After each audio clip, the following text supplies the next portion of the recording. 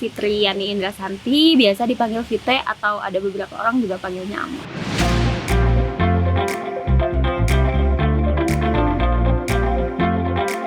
Aku kerja di Dusun Bambu sekarang sebagai operational koordinator di playgroundnya sendiri yang terpisah manajemennya dari Dusun Bambunya sendiri. Kerja di playgroundnya Dusun Bambu itu kurang lebih di 1 tahun lebihnya 2-3 bulan sih. Jadi 1 tahun lebih lah. Jadi aku baru datang, baru sampai ke tempat kerja aku sekarang jam 9. Aku kerja dari jam 9 sampai jam 5, tapi kalau untuk operasionalnya kita dimulai dari jam 10. Sekarang mau prepare dulu. Tadi di jalan ya lumayan lah ya, pagi-pagi orang-orang pada kerja jadi agak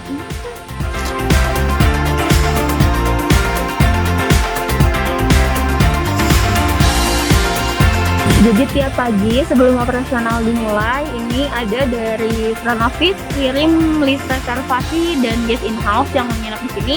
Karena ada tamu yang datang ke sini itu anak-anaknya dikasih akses free gitu.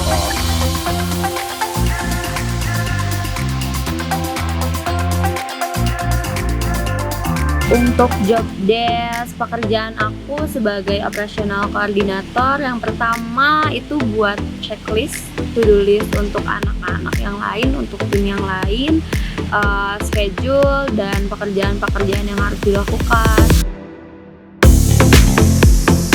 Biasanya aku kalau misalnya kerja di sini itu harus report wahana-wahana yang udah mungkin ada yang harus diperbaiki. Seperti archery ini panahan, yang ini juga kan bannernya sudah lepas dan rusak, mungkin harus ada yang diorder dan juga ada yang diperbaiki. Jadi aku reportnya untuk bikin foto dan videonya juga. Nah ini juga ada trampolin, ada kerusakan mungkin di banner yang harus diganti. Itu juga udah aku buat report. Nanti kalau misalnya udah buat report, aku harus report ke gudang proses untuk segera diorderin biar semuanya oke lagi. Lalu ini juga ada yang baru yang tadinya mau kita buat di area atas, tapi kalau untuk area atas kita masih 50-50, jadi antara areanya itu di bawah sini. Tadi sudah cek sih untuk equipment yang dipakai, terus yang digunakan untuk cek test drive, udah oke, tinggal buat pengerjaannya oleh tukang. Rencananya owner aku juga mau buat wahana baru, terus masih di daerah Dusun Bambu juga, masih di area Dusun Bambu juga, tapi itu termasuk tanggung jawab aku juga sih. Seperti tadi aku contohin untuk gimana caranya cek equipment yang udah datang untuk digunakan nanti di wahana baru.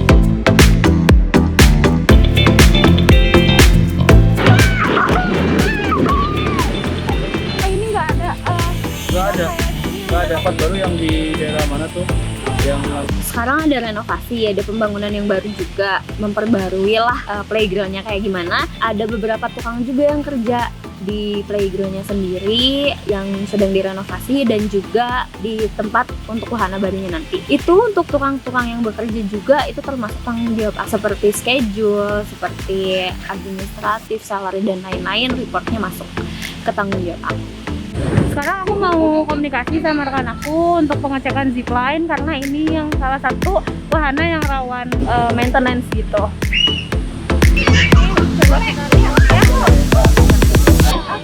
Halo, nama saya Yusuf Supriyatna. Saya di wahana di playground ini udah mulai 1 tahun lebih. Di Dusun Bambu udah ada 6 tahun. Job desk saya pakai buat ngecek buat wahana, ada zipline buat yang wahana yang berbahaya ini, sama yang rock climbing sebelah sana kayak balon obstacle kayak gitu. Udah saya sih di kapten playground kayak gitu. Prosedur, terus apa aja yang dibutuhin, itu semuanya aku kerjain juga. Finansial, terus sebagai finance, accounting, HR-nya juga karena melakukan rekrutmen, lalu rekap mingguan, bulanan, untuk salary dan administratif karyawan juga aku kerjain. Sekarang aku mau buat pengajuan karyawan karena ada beberapa karyawan aku yang belum kontrak, jadi sekarang mau buat pengajuannya.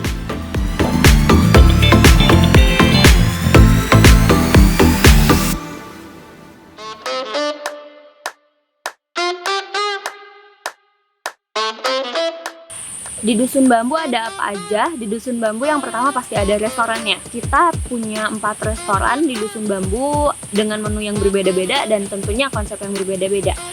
Yang menjadi ikoniknya itu yang ada di tepi danau, itu namanya restoran Purbasari. Untuk menunya itu menunya Sunda. Lalu ada juga menu Sunda yang lain, itu di restoran Lutung Kasarung, itu konsepnya makan di sangkar burung.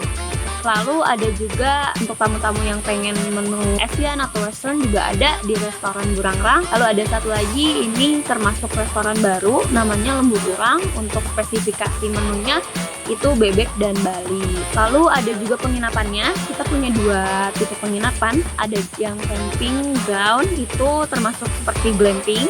Dan yang satu lagi ada cottage dengan macam-macam tipe kamar yang berbeda-beda. Untuk activity-nya kita ada playground tentunya, lalu ada penyewaan skuter elektrik, ada sepeda elektrik, ada sepeda bambu, ada juga ini untuk camilan-camilan, makanan yang ada untuk makanan-makanan ringan itu ada di Galeri Flora Indonesia.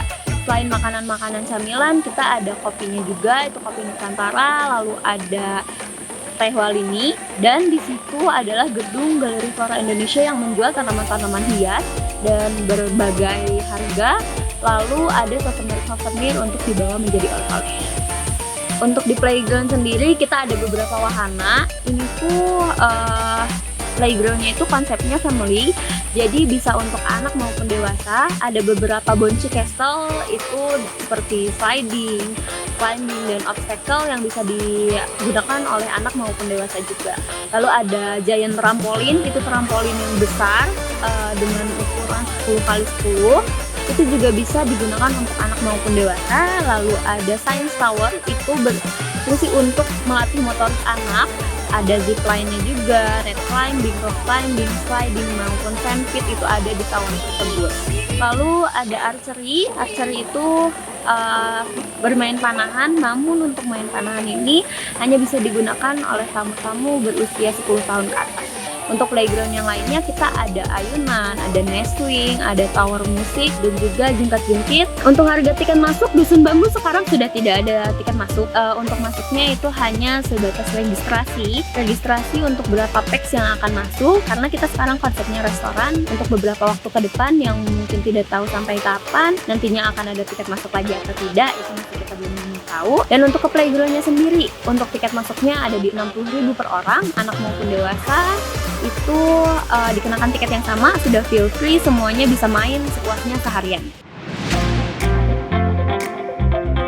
Skill khusus sebetulnya tidak ada, karena untuk menjadi operational koordinator itu yang pertama mungkin butuh kepercayaan diri dan keberanian juga tentunya. Karena kalau misalnya kita nggak percaya diri, kita nggak berani, taruhannya bukan hanya diri sendiri namun tim yang lain juga. Karena di sini saya maju bersama dengan yang lain maju. Gitu. Kemampuan yang lain basicnya sih basic komunikasi, bagaimana cara berbicara yang baik dengan tamu, dengan orang banyak, dan juga berbicara pada saat presentasi mungkin, karena kebutuhan operational koordinator itu tidak hanya dalam operasional namun juga di belakang layar, seperti halnya saya langsung ada owner untuk presentasi maupun meeting.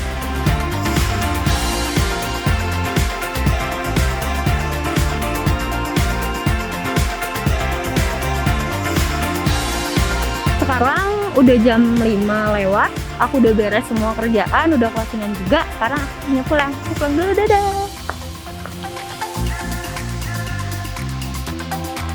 Suka dukanya kerja sebagai operational koordinator, sukanya banyak karena aku banyak belajar juga bagaimana caranya tanggung jawab, bukan hanya untuk diri sendiri tapi untuk orang lain, bagaimana jadi jembatan rezeki untuk orang lain, bagaimana cara memanage, dan sukanya bisa belajar setelah gagal.